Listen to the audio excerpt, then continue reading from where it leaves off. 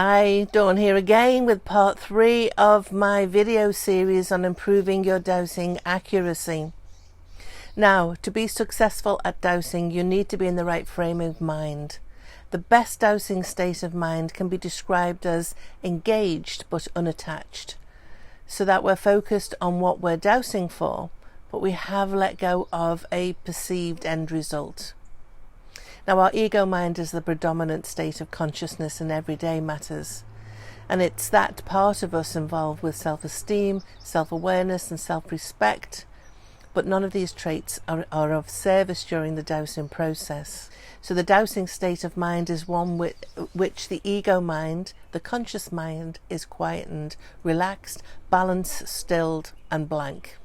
Now, I was recently talking to a fellow dowser who tells her ego to stay at home when she goes out to douse a client's property. It's a ritual that she has in place to remind her that her ego mind gets in the way of dowsing. So she simply leaves it at home, waiting for her to come back. And I think that's a really great way to do it. Now, there's an ancient practice in Zen Buddhism called hollow bone. It's also seen in shamanism and Native American spirituality. Becoming a hollow bone is accepting the guidance from a higher power.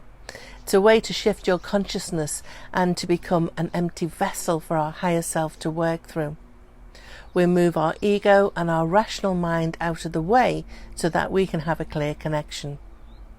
So becoming a hollow bone involves clearing your resistance to the universal flow of energy in your life, allowing the source of existence to flow through us, unobstructed by our conditioning and self-identity.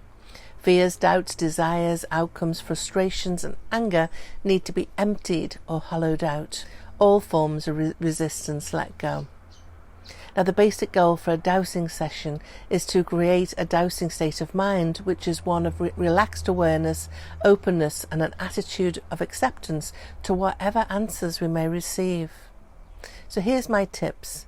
Take some deep breaths before you start dowsing to clear your mind and to settle your energy. Relax your shoulders, your elbows and your wrists. Close your eyes and allow yourself to slowly enter into a state of calmness. Feel your facial and your shoulder muscles relax and all outside tensions melt away. Now, visualize what you're trying to find, but don't fixate on it. Be confident but not overly confident. Clear your mind of any preconceived thoughts or biases and try not to predict how the session will go, as this may well influence the dowsing device.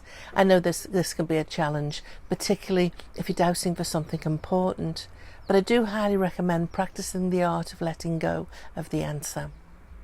I also recommend dropping into your heart space. When we connect with our heart, not just for dowsing, amazing things can happen.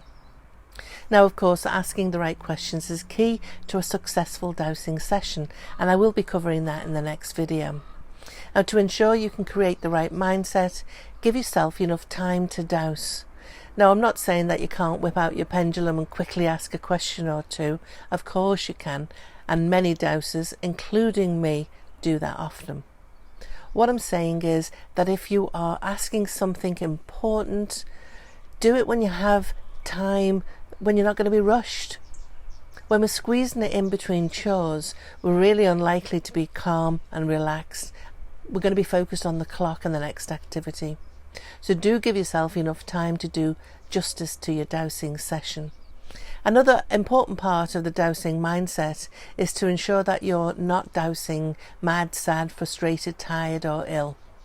We really need to be in a good feeling state of being, otherwise our dowsing will not be accurate nor pleasant. So if you're feeling any of these things, postpone your dowsing session until you feel better. Walk away, find a way to feel better, and then you can come back to your dowsing. Now, I do highly recommend lots of practice to cultivate a dowsing mindset. It really is a bit like training your muscles to perform a task. The more you practice, the better you'll get, I promise. So that's all for this video. I hope that you enjoyed it and you learned a few new moves or some things along the way. In my next video, I'll be tackling the dowsing questions. This is pretty key to accurate dowsing. Tatah for now.